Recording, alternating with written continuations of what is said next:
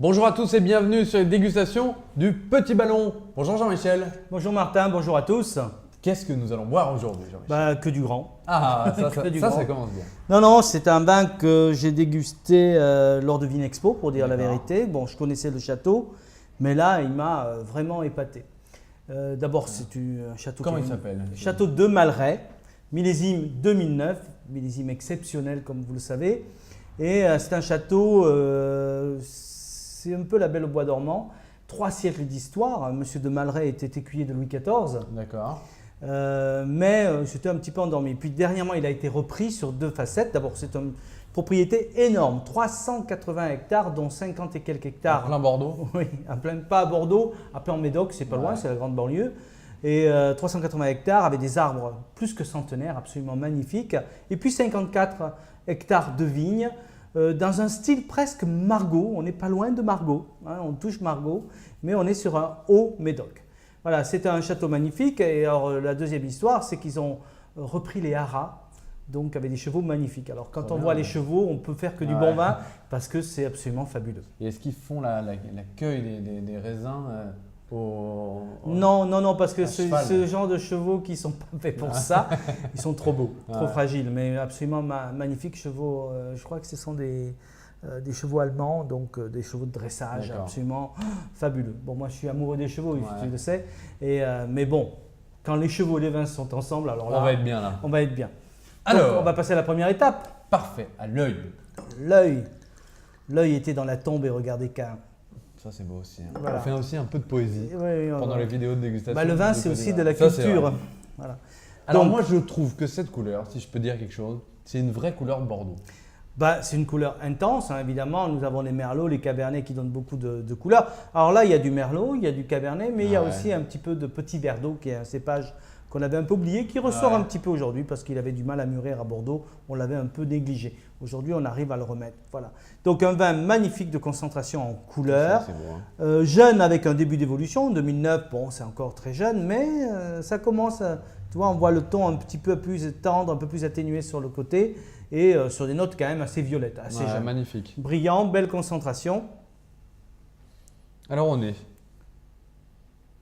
Alors il est jeune. Hein. Bon, là, tu peux dire que tu sens Bordeaux. Parce qu'il y a à la fois le côté séveux de la trame fruitée, mais on a aussi le côté très flatteur, très séducteur du côté boisé. Un côté un peu résineux, bois de cèdre, poivré, mais pas fumé. trop, non? Non, c'est fin, c'est subtil, c'est du bon bois, hein, c'est du grand bois, un élevage assez maîtrisé sur une très belle matière assez mûre, 2009 exceptionnel quand même. Hein. Voilà. Donc c'est un vin, on sent au nez qu'on va aller beaucoup plus loin dans la complexité. Voilà.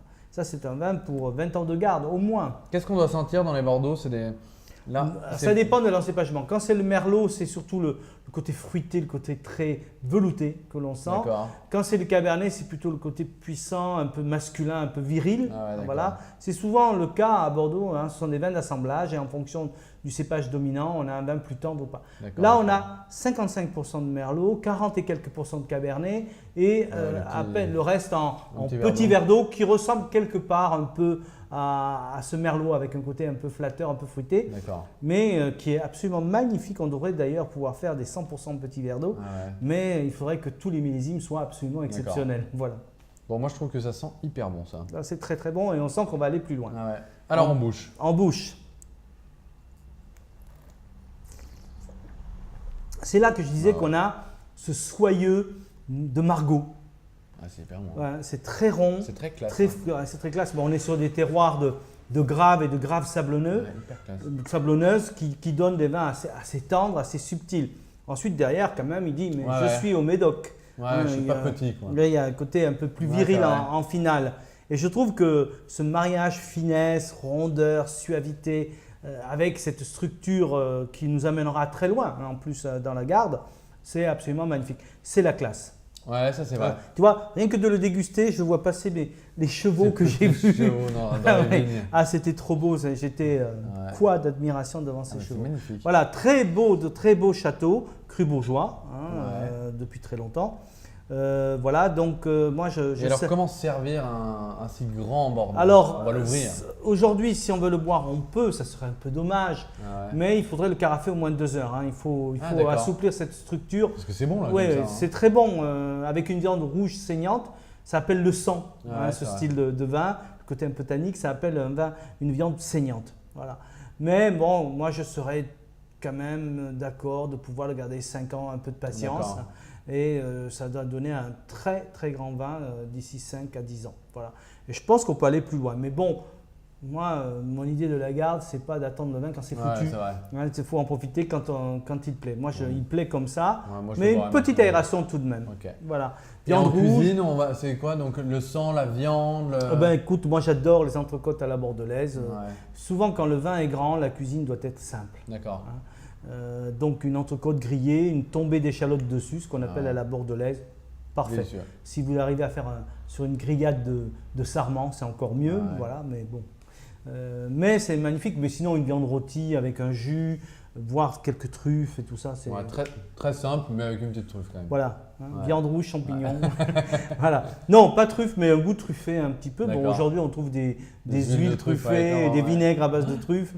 Et moi, ce que je fais souvent aussi, c'est par exemple une entrecôte et puis une petite jetée de échalote, mais également un peu de soja japonais. Un bon soja, attention. Hein. Voilà, et ça, c'est merveilleux. Et là, il faut un vin très rond, très plein et avec une structure. Parfait. Et je pense qu'on va essayer de tester ça dès ce soir.